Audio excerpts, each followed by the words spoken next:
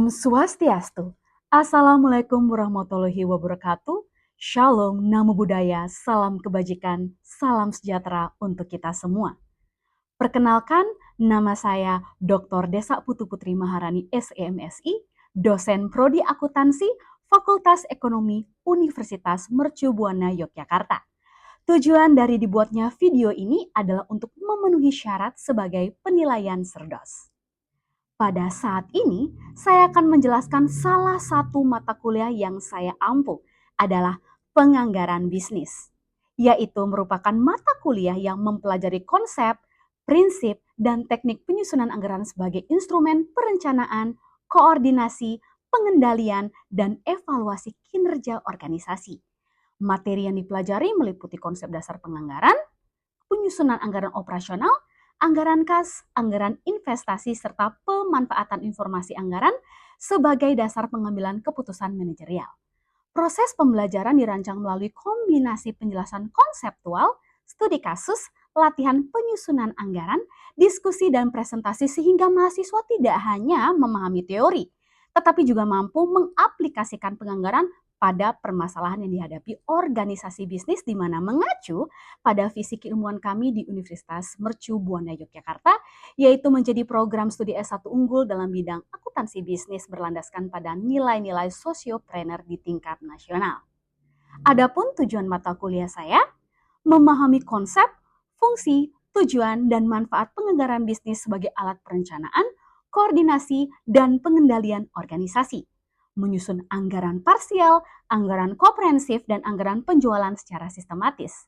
Menerapkan metode forecasting penjualan sebagai dasar penyusunan anggaran, menyusun anggaran produksi berdasarkan kebijakan persediaan perusahaan, menyusun anggaran bahan baku, anggaran tenaga kerja, dan anggaran biaya overhead pabrik, menganalisis anggaran variabel, anggaran modal, serta melakukan penilaian investasi untuk mendukung pengambilan keputusan manajerial, mengevaluasi penerapan sistem penganggaran dan perusahaan, termasuk perusahaan kecil dan menengah, dengan memanfaatkan teknologi informasi. Capaian pembelajaran mata kuliah, mahasiswa diharapkan mampu menganalisis, berdiskusi, dan memahami penganggaran bisnis, menganalisis, mendiskusikan, dan memahami penganggaran parsial, komprehensif, penjualan, menganalisis, mendiskusikan, dan memahami pengertian dan metode forecasting penjualan, memahami pengertian dan kebijakan persediaan dalam anggaran produksi, memahami anggaran bahan baku dan tenaga kerja, memahami anggaran variabel, modal, dan penilaian investasi, serta memahami penganggaran pada perusahaan kecil dan menengah, pemanfaatan teknologi, dan evaluasi. Adapun metode pembelajaran dalam mengampu mata kuliah penganggaran bisnis, saya menyampaikan materi pembelajaran dengan menerapkan case-based learning sebagai pendekatan utama. Pendekatan ini saya pilih karena karakteristik mata kuliah tidak hanya menuntut mahasiswa memahami konsep penganggaran, tetapi juga mampu menerapkannya dalam menyelesaikan permasalahan yang dihadapi organisasi. Oleh karena itu, proses pembelajaran dirancang agar mahasiswa memperoleh pengalaman belajar yang konstektual melalui analisis kasus yang relevan dengan praktik penganggaran pada perusahaan maupun organisasi sektor publik melalui ceramah interaktif, diskusi dan tanya jawab, presentasi, studi kasus, dan case-based learning dengan praktik penyelesaian kasus. Adapun sistem penilaian dilakukan secara berkelanjutan dengan komponen penilaian proses pertemuan 1 hingga 7 dan 9 hingga 15, keaktifan presentasi tugas studi kasus, UTS, dan juga UAS. Penilaian ini dilakukan secara objektif dan transparan berdasarkan ketepatan penyusunan anggaran, penguasaan konsep, kemampuan menganalisis permasalahan, ketepatan penyelesaian studi kasus, serta kemampuan mahasiswa dalam mengkomunikasikan hasil analisis secara sistematis. Maka kesimpulannya, mata kuliah penganggaran bisnis membekali mahasiswa dengan kemampuan memahami, menyusun, menganalisis, dan mengevaluasi sistem penganggaran sebagai bagian dari fungsi perencanaan, koordinasi, dan pengendalian organisasi.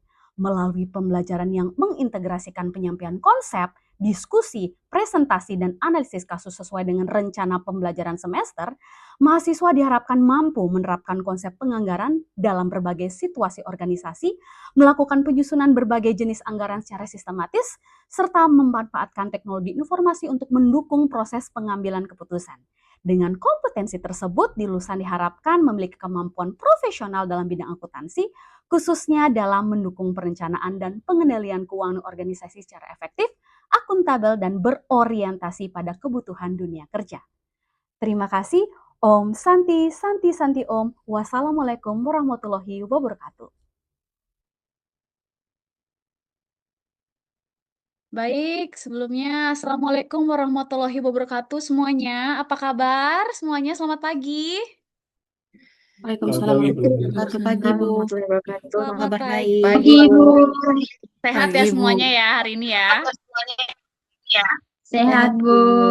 Bersarapan Ibu, semoga semuanya dalam sehat, keadaan sehat, bahagia, dan tentunya tetap bersemangat ya untuk mengikuti perkuliahan pada hari ini tentunya ya. Oke, nah kita akan lanjut ke pembahasan kita dulu ya untuk pertemuan hari ini di pertemuan ketiga gitu ya. Tapi sebelum Ibu share screen materi kita pada hari ini, mungkin Ibu mau sedikit mereview gitu ya, mereview pertemuan kita yang sebelumnya gitu.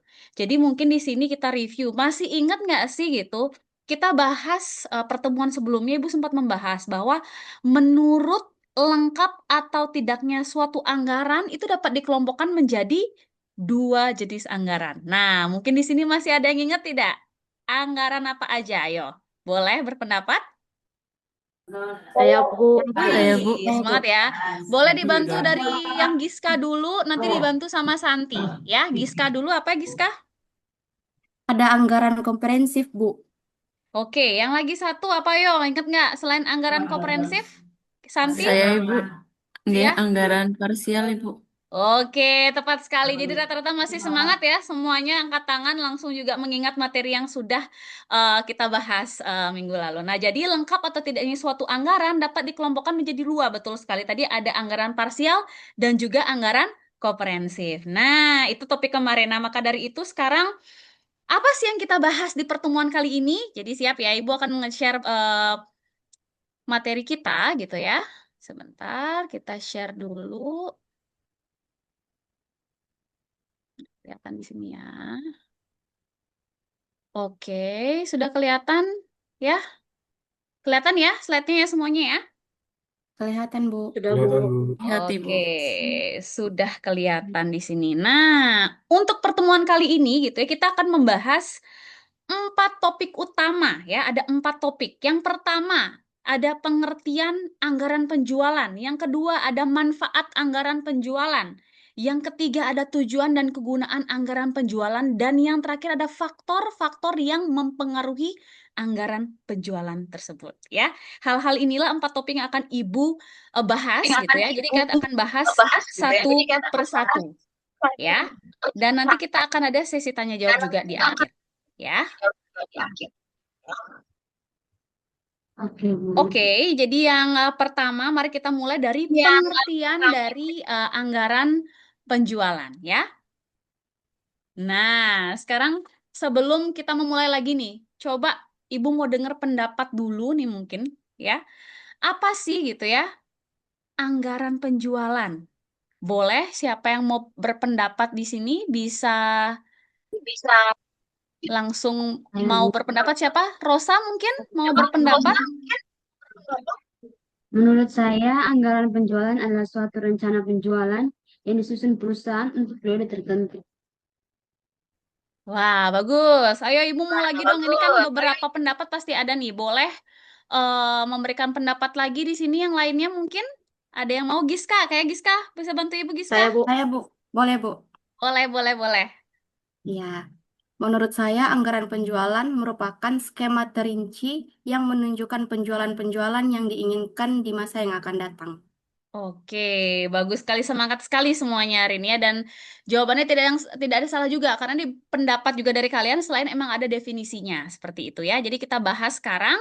Nah, anggaran penjualan betul ya merupakan skema terinci yang menunjukkan penjualan-penjualan yang diinginkan gitu ya di masa yang akan datang. Ini menurut dari Harry Simamora gitu ya. Dan juga ada anggaran penjualan merupakan estimasi yang mengandung akun penjualan dalam item dan kesatuan moneter mendapat persetujuan dari komite anggaran. Seperti itu pengertiannya. Nah, kembali lagi kita bahas lagi lebih dalam. Anggaran penjualan itu apa sih, Bu? Gitu ya. Anggaran penjualan adalah budget amat prioritas dan merupakan item penting bagi penyusunan anggaran keseluruhan korporasi. Jadi, budget penjualan yang disusun harus sesuai fakta. Apabila budgetnya tidak menunjukkan fakta berbeda dengan kenyataannya, mengakibatkan apa? Mengakibatkan perencanaan keuntungan korporasi secara menyeluruh menyimpang dari fakta yang ada. Nah, lalu membuat penganggaran penjualan memiliki manfaat gitu ya. Ya, di sini ada manfaat, beberapa manfaat, ada gambaran umum dan juga gambaran khususnya. Jadi, serupa dengan keseluruhan budget yakni patokan pekerjaan, metode koordinasi dan mengawasi pekerjaan, itu gambaran umumnya. Untuk mengkhususnya bermanfaat sebagai pedoman penataan seluruh anggaran yang tersedia dalam korporasi. Seperti itu.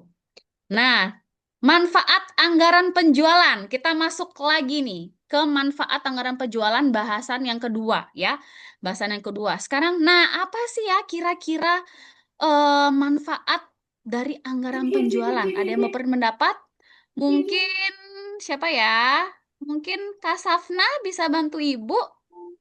Kira-kira apa ya manfaat dari anggaran penjualan? Menurut saya, anggaran penjualan membantu manajemen dalam melakukan perencanaan dan koordinasi kegiatan penjualan agar lebih terarah, Bu. Terima kasih. Oke, terima kasih ya Kak Safna. Ya ini udah pendapat yang bagus sekali dari Kak Safna. Nah, Ibu langsung menjelaskan juga di sini lebih mendetil, lebih mendalam lagi tentang manfaat dari anggaran penjualan. Jadi, di sini budget penjualan adalah komponen dari budget operasional dengan mengandung 3 manfaat ini, menurut M. Munandar ya semuanya ya. Jadi, anggaran penjualan itu berfungsi sebagai pedoman kerja dan memberikan arah serta sekaligus memberikan target yang harus dicapai oleh kegiatan perusahaan di waktu yang akan datang. Dan juga anggaran penjualan ini sebagai pengkoordinasian kerja berfungsi sebagai alat untuk apa? Untuk pengkoordinasian kerja agar semua bagian yang terdapat di bagian penjualan dalam perusahaan itu dapat saling menunjang, saling bekerja sama dengan baik untuk menuju sasaran yang telah ditetapkan. Dan juga anggaran penjualan sebagai alat pengawasan kerja berfungsi sebagai tolak ukur, sebagai alat pembanding untuk menilai atau evaluasi realisasi perusahaannya. Dan juga anggaran penjualan di sini berguna sebagai dasar penyusunan semua anggaran dalam perusahaan. Jadi seperti itu. Nah, kita lanjut lagi ya. Ketujuan dan kegunaan dari anggaran penjualan. Karena sebelum seperti biasa kita nantinya ada kasus, ada studi kasus, ada pembahasan, kita harus mengetahui dulu apa sih sebenarnya tujuan dan kegunaan dari anggaran penjualan tersebut. Nah, jadi di sini penyusunan anggaran penjualan harus selaras target sasaran korporasi dan kebijakan korporasinya. Jadi budget korporasi dibuat melalui penggunaan strategi persuasif, mengakibatkan tiap-tiap strategi memiliki resiko yang berlainan pula, maka penting dipikirkan penggunaan strategi yang paling menghasilkan di sini. Pemakaian budget penjualan bisa bermanfaat dengan bagus bila mana estimasi yang terkandung di dalamnya seakurat mungkin agar tidak menyimpang dengan faktanya. Nah, dalam melaksanakan estimasi bagian dari unsur yang mesti dipikirkan ketika membuat budget penjualan. Nah, dengan demikian bagaimana? Budget penjualan amat menentukan inventory sebab bila mana tidak berlangsung menurut perencanaan dapat menimbulkan minimnya keuntungan dan mengakibatkan kerugian pada korporasi tersebut. Nah, adapun di sini faktor gitu ya mempengaruhi anggaran penjualan ada apa aja dong, Bu? Gitu. Di sini membuat rencana ini ya meliputi aktivitas semua departemen. Jadi pendapat dari Gunawan Marwan Adi Saputro dan Marwan Asri gitu ya. Bagian penting rencana budget penjualan apa saja? Di sini nih ada dasar-dasar penyusunan anggarannya, ada membuat sasaran korporasi, ada membuat kebijakan korporasi, ada juga membuat ramalan penjualan. Nah, juga harus menyusun anggaran penjualan. Kenapa? Itu apa saja? Budget iklan dan penawaran, budget beban-beban penjualan, dan juga pedoman dari penjualan itu tersebut. Seperti itu. Nah, untuk pembuatan budget penjualan itu selaras dengan sasaran yang ingin dicapai korporasi dengan kebijakan korporasi ya, ketika membuat budget penjualan penting. Itu penting banget apa yang dipikirkan dong, Bu. Ada sifat khas dari marketnya atau pasarnya, jadi besaran pasarnya, kompetitor, kesanggupan pasar, dan juga kondisi dari pelanggannya. Selain dari sifat khas market itu ada juga kesanggupan keuangan di mana dana riset, dana kegiatan, biaya material, dan juga ada kondisi tenaga kerja, jumlah tenaga kerja dan kesanggupan dalam berproduksi. Dan yang terakhir ada dimensi waktu, di mana di sana ada perubahan situasi dan batasan waktu kerja. Nah, kita lanjut. Nah, ini nih yang biasa yang paling seru setiap kita perkuliahan penganggaran bisnis, itu yang paling seru adalah studi kasusnya atau kita harus bisa menyelesaikan studi kasus kita. Nah, ini kita lihat dulu di sini studi kasusnya. Oke, sebentar. Ini nanti studi kasusnya mungkin kita akan buka ya. Nanti bisa dibuka di e-learning. Jadi Ibu sudah memberikan soal juga di sana. Nanti bisa dibuka itu ada Askatoy. Di situ ada juga angka-angkanya semikian rupa. Itu bisa dibuka nanti di e-learning. Nanti boleh juga coba dikondisikan dulu ya sambil dibuka. Di situ ada soal-soalnya, bisa dilihat dan bisa dikerjakan nantinya untuk tugas tentunya. Nah, tapi sebelum itu gitu ya, sebelum juga kita mengakhiri gitu ya perkuliahan hari ini, nah Ibu akan memberikan kesempatan gitu ya untuk semuanya gitu ya. Ibu akan memberikan dua penanya untuk menanyakan Ibu terkait perkuliahan kita pada hari ini tentunya. Ada yang ingin bertanya terlebih dahulu semuanya? Saya, Bu. Santi ya? Nggih. Oke, Santi boleh ya Santi. Nggih, Bu. Tadi kan sudah dijelaskan tentang anggaran penjualan. Nah, yang mau saya tanyakan itu anggaran penjualan kan disebut sebagai dasar dalam penyusunan. Mengapa anggaran penjualan itu disebut sebagai dasar dari penyusunan anggaran perusahaan, Ibu? Oke, wah bagus sekali ya pertanyaan dari Santi ya. Kenapa ya Bu ya? Kenapa sih anggaran penjualan tuh disebut sebagai dasar gitu ya dalam penyusunan anggaran perusahaan? Nah, jadi gini ya, jadi anggaran penjualan merupakan titik awal dalam penyusunan anggaran perusahaan karena target penjualan itu akan menjadi dasar Santi dalam menentukan anggaran lainnya seperti anggaran produksi di sana, ada anggaran bahan baku, anggaran tenaga kerja, anggaran kas. Nah, karena itu semakin akurat anggaran penjualan disusun, semakin baik pula proses perencanaan dan pengendalian kegiatan perusahaan tersebut. Kayak gitu. Jadi penting sekali anggaran penjualan ini menjadi dasar sebelum kita menyusun anggaran-anggaran yang lain. Seperti itu. Santi udah cukup jelas? Jelas, Ibu. Terima kasih. Oke, terima kasih. Mungkin satu penanya lagi. Siapa yang ingin bertanya? Mungkin? Boleh? Saya boleh, Bu. Oh, Giska. Boleh, Bu. Oke, Giska. Boleh? Silakan bertanya, Giska. Pada materi dijelaskan bahwa kondisi pasar merupakan salah satu faktor yang mempengaruhi penyusunan anggaran penjualan. Pertanyaan saya, Bu, mengapa kondisi pasar perlu diperhatikan?